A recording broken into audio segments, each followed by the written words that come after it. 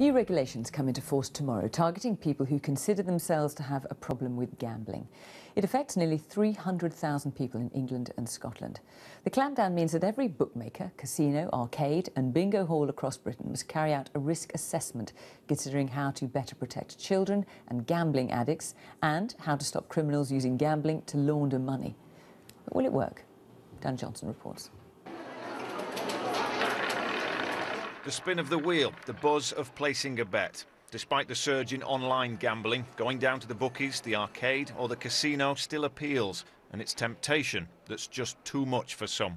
This is 1,000, this is another 1,000, this is another 1,000.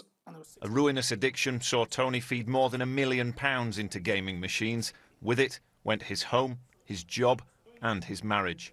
So it was 4,100 in the space of, well, you can see here, an hour, less than an hour. And I just sat down and I thought to myself, you know, I really can't take this anymore. And actually, I did contemplate, you know, doing myself in. This addiction just completely takes over your life. My son, you know, isn't having the upbringing that I would want for him. I think my wife has reached the limit of what she can take, and she doesn't want to be here. So, you know, it's that hurts more than anything. So these assessments offer an extra layer of protection.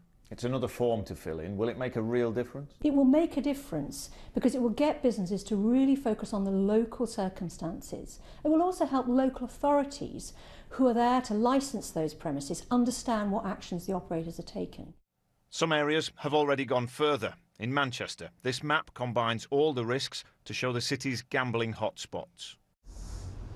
This is Cheetham Hill, where there are plenty of opportunities to win or lose. Bookmakers here, another one on the corner and a third just up the road. And if you need access to quick cash, there's 1, 2, 3, 4 pawnbrokers here.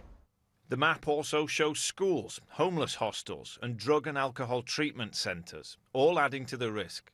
So I've now taken the steps of getting myself banned from every single bookmakers in the country. But not before he'd piled up debts across 3 countries. The risk assessments, would they have made any difference? Would they have stopped you losing that much money? I personally don't believe that they will make one jot of difference. Bookmakers say they welcome a further step towards safer gambling. Dan Johnson, BBC News.